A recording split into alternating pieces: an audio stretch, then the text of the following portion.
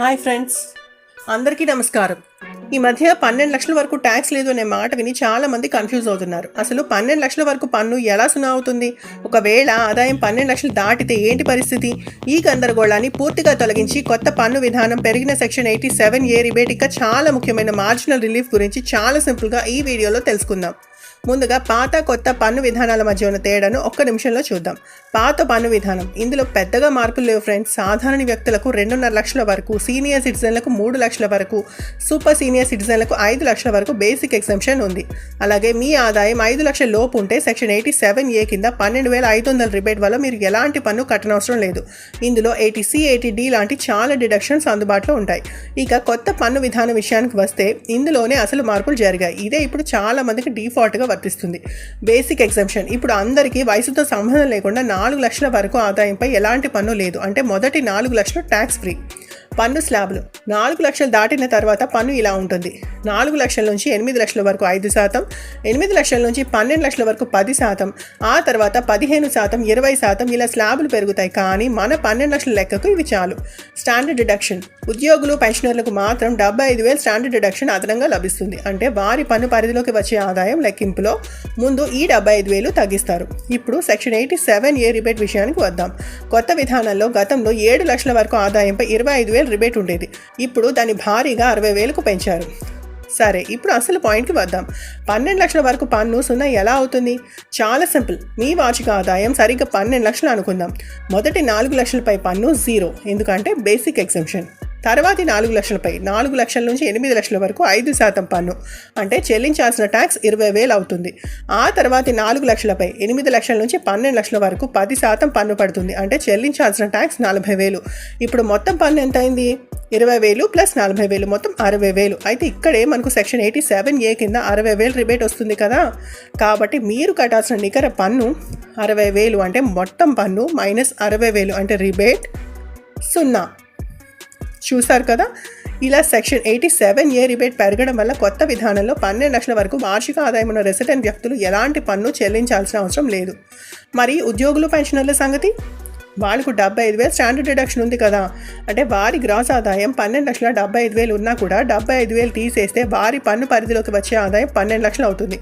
కాబట్టి వారికి కూడా పన్ను 0 అవుతుంది. అంటే వారికి ఈ బెనిఫిట్ 12,75,000 వరకు వర్తిస్తుంది.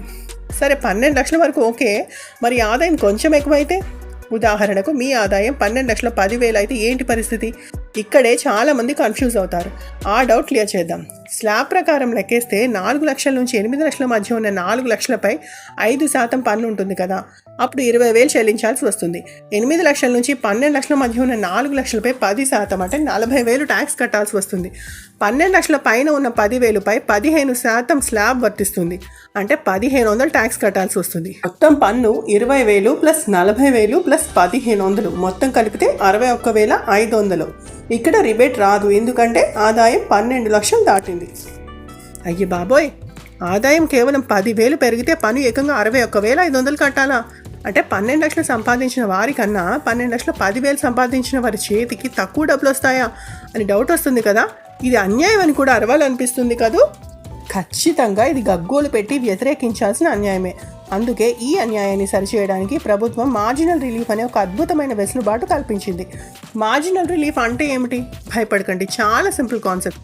మీ ఆదాయం రిబేట్ లిమిట్ దాటినప్పుడు మీరు స్లాబ్ ప్రకారం కట్టాల్సిన పన్ను 12 లక్షల కన్నా మీరు అదనంగా సంపాదించిన మొత్తం కన్నా ఎక్కువగా ఉంటే ఆ అదనపు పన్ను భారాన్ని ప్రభుత్వం తగ్గిస్తుంది. దీని నియమం, మీరు కట్టాల్సిన పన్ను మీ అదనపు ఆదాయాన్ని మించకూడదు. అంటే మీరు ఎంతైతే ఎక్కువ సంపాదించారో అంతవరకు మాత్రమే పన్ను కడతారు. ఇప్పుడు మన 12,10,000 ఉదాహరణకు మార్జినల్ రిలీఫ్ అప్లై చేద్దాం. స్లాబ్ ప్రకారం లెక్కించిన పన్ను 61,500. 12 లక్షల పైన అదనంగా పెరిగిన ఆదాయం 10,000. ఇక్కడ పన్ను 61,500 అనేది అదనపు ఆదాయం 10,000 కన్నా చాలా ఎక్కువ ఉంది, కాబట్టి మార్జినల్ రిలీఫ్ వర్తిస్తుంది. మీరు కట్టాల్సిన పన్ను కేవలం మీ అదనపు ఆదాయమైన 10,000 మాత్రమే. దీనికి 4% హెల్త్ అండ్ ఎడ్యుకేషన్ సెస్ కలపాలి. అప్పుడు 10,000 ప్లస్ 400 ఈక్వల్ టు 10,400. అంతే. 61,500 ఎక్కడ, 10,400 ఎక్కడ? మీకు లభించిన మార్జినల్ రిలీఫ్ అంటే తగ్గింపు 61,500 మైనస్ 10,000, మొత్తం 51,500. మరో చిన్న ఉదాహరణ, ఆదాయం 12,50,000 ఉంటే మొదటి స్లాబ్ మీ ఆదాయం 0 నుంచి 4 లక్షల రూపాయల వరకు ఉంటే పన్ను 0%. రెండో స్లాబ్, మీ ఆదాయం 4 లక్షల నుంచి 8 లక్షల రూపాయల మధ్య ఉంటే ఈ స్లాబ్ పరిధిలోకి వచ్చే 4 లక్షల రూపాయల ఆదాయంపై 5% పన్ను వర్తిస్తుంది. అంటే ఈ స్లాబ్లో చెల్లించాల్సిన పన్ను 20,000 రూపాయలు. మూడో స్లాబ్, మీ ఆదాయం 8 లక్షల నుండి 12 లక్షల రూపాయల మధ్య ఉంటే ఈ స్లాబ్ పరిధిలోని 4 లక్షల రూపాయల ఆదాయంపై 10% పన్ను వర్తిస్తుంది. అంటే ఈ స్లాబ్లో చెల్లించాల్సిన పన్ను 40,000 రూపాయలు. నాలుగో స్లాబ్, మీ ఆదాయం 12 లక్షల రూపాయల నుంచి 12,50,000 రూపాయల మధ్య ఉంటే ఈ స్లాబ్ పరిధిలోని 50,000 రూపాయల ఆదాయంపై 15% పన్ను వర్తిస్తుంది. అంటే ఈ స్లాబ్లో చెల్లించాల్సిన పన్ను 7,500 రూపాయలు. మొత్తం ట్యాక్స్ 20,000 ప్లస్ 40,000 ప్లస్ 7,500 మొత్తం 67,500. 4% సెస్ కలిపితే 70,200. Section 87A rebate plus marginal relief check చేయాలి. సాధారణంగా 12 లక్షల వరకు ట్యాక్స్ 60,000. ఆ పై ఆదాయమైన 50,000కే పన్ను ఉండాలి. అంటే 50,000 కంటే పన్ను ఎక్కువ కాకూడదు. అయితే ఇప్పుడు ట్యాక్స్ 70,200 వచ్చింది. అంటే ఇది ఎక్కువగా ఉంది కాబట్టి మార్జినల్ రిలీఫ్ వర్తిస్తుంది. మార్జినల్ రిలీఫ్ పద్ధతిలో ఎలా లెక్కిస్తారు?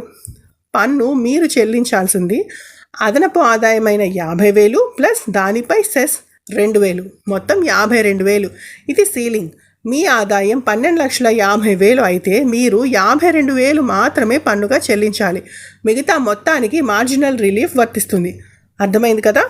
ఈ మార్జినల్ రిలీఫ్ వల్ల ఆదాయం కొంచెం పెరిగినందుకు టేక్ హోమ్ ఆదాయం దారుణంగా తగ్గిపోకుండా ఉంటుంది. ఇది సాధారణంగా 12 లక్షల నుంచి సుమారు 12,75,000 మధ్య ఆదాయం ఉన్న వారికి బాగా ఉపయోగపడుతుంది. ఆ తర్వాత స్లాబ్ ప్రకారం వచ్చే పన్ను అదనపు ఆదాయం కన్నా తక్కువే ఉంటుంది కాబట్టి రిలీఫ్ అవసరం ఉండదు. ముఖ్య గమనికలు: ఈ 12 లక్షల రిబేట్ మరియు మార్జినల్ రిలీఫ్ అనేది కొత్త పన్ను విధానంలో మాత్రమే మరియు రెసిడెంట్ వ్యక్తులకు అంటే భారతదేశంలో నివసించే వారికి మాత్రమే వర్తిస్తాయి. మార్జినల్ రిలీఫ్ అనేది మీ సాధారణ ఆదాయంపై లెక్కిస్తారు. క్యాపిటల్ గెయిన్స్, లాటరీ ఆదాయం వంటి ప్రత్యేక రేట్లు ఉన్న ఆదాయాలకు ఇది వర్తించదు. పన్ను లెక్కల్లో చివరిగా 4% హెల్త్ అండ్ ఎడ్యుకేషన్ సెస్ కలపడం మర్చిపోకండి. ఓకే ఫ్రెండ్స్, కొత్త పన్ను విధానంలో 12 లక్షల వరకు పన్ను ఎందుకు 0 అవుతుంది? ఒకవేళ ఆదాయం కొంచెం దాటితే మార్జినల్ రిలీఫ్ ఎలా ఆదుకుంటుంది అనే విషయాలు మీకు స్పష్టంగా అర్థమయ్యాయని ఆశిస్తున్నాను. మీ ఆదాయం పెట్టుబడులను బట్టి మీకు పాత విధాన లాభమా కొత్త విధాన లాభమా అనేది మీరే సరిచూసుకోవాలి.